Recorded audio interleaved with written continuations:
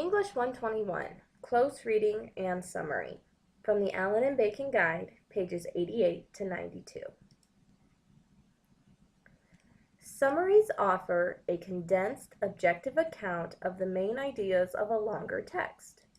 You can think of summaries as short, tightly written pieces that retain an author's main ideas while eliminating supporting details. Writing summaries is a particularly important part of research writing, where you will often present condensed views of other writers' arguments, sometimes in support of your own view, and sometimes as an alternative view that you must analyze and respond to.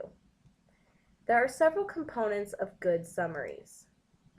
Summaries must be introduced with appropriate attribution and contextual information, including the author's name, the title, the publication date and source, and sometimes even the genre. Let's take a look at an example. In the article, How Anecdotal Evidence Can Undermine Scientific Results, Why Subjective Anecdotes Often Trump Objective Data, published in the journal Scientific American on July 25, 2008, author Michael Shermer argues that, and then of course you would assume the writer would go on to present the thesis of the article. But you can see here we have the title of the article, the writer's name, the source, title, and the publication date. The first sentence of a summary typically presents the main idea or thesis of the entire text. The rest of the summary is spent paraphrasing the author's key points. So to build on what we saw in the last example, that writer might continue to say, in this essay, writer Michael Shermer argues that the human species is genetically predisposed toward believing in anecdotes and sensational data rather than scientific facts, because it is evolutionarily beneficial to use inductive reasoning that bases general assumptions on specific instances of fact, rather than ignoring the anecdotal connections that, quote, may take you out of the gene pool. If you are incorporating a summary of another text into your own writing, you will need to frame it so that the readers can easily distinguish your own ideas from the ideas of that author that you are summarizing. Use quotation marks around any passages that use the writer's original wording. Cite the source using the appropriate documentation style, and use frequent attributive tags or signaling phrases. These are action verbs that connect to the writer's name to show that the information you're about to present belongs to that writer, such as Lerher argues,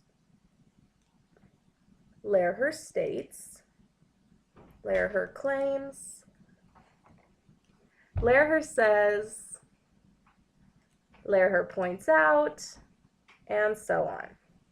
However, you must remain objective as you use attributive tags. To avoid interjecting your own opinions, you need to choose your verbs in the attributive tags carefully. You wouldn't want to use loaded language such as Lerher alleges, Lerher assumes, Lerher bellows, or Lerher accuses, because you're injecting your own opinion through your word choice, and that violates the rule of objectivity in summary writing. Also remember that your summaries need to be of an appropriate scope that is comparable to the original text. Therefore, in writing a summary, you must distinguish between the main ideas and subordinate points and provide even coverage of the entire text. Be sure to include the author's main idea or thesis near the beginning of the summary, then go on to provide even coverage of each of the key points that the author uses to support that thesis. Avoid wasting time and space on detailed evidence. Being objective means providing fair and complete coverage of each of the author's key points. And being concise means learning how to skip over supporting evidence. So you want all of your coverage to be proportional to the original argument or text. Also remember the argument structure as you try to determine the appropriate scope or how much attention to pay to each of the author's ideas. The argument structure consists of a thesis, key supporting points, and then finally supporting evidence to prove the points. The difference here is scope. Theses are usually relatively broad and can encompass each of the more specific points the author makes throughout the text. They are always debatable claims. However, both the thesis and the key points are disputable claims, not factual evidence. However, the key points will be a little bit more focused than the entire thesis itself. Finally, the evidence is the most specific component of any text and doesn't need to be attended to in a summary. These are the facts that the writer uses to prove their points.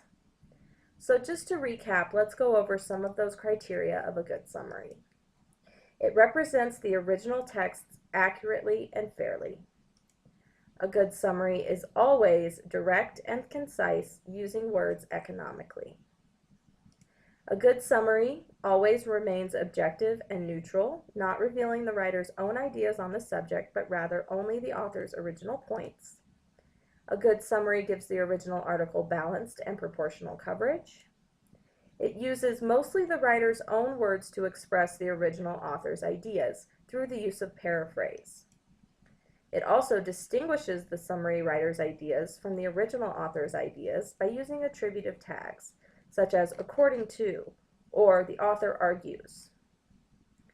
A good summary uses quotes sparingly, if at all, to present the original author's key terms or to convey the flavor of the original text, and is a unified, coherent piece of writing in its own right.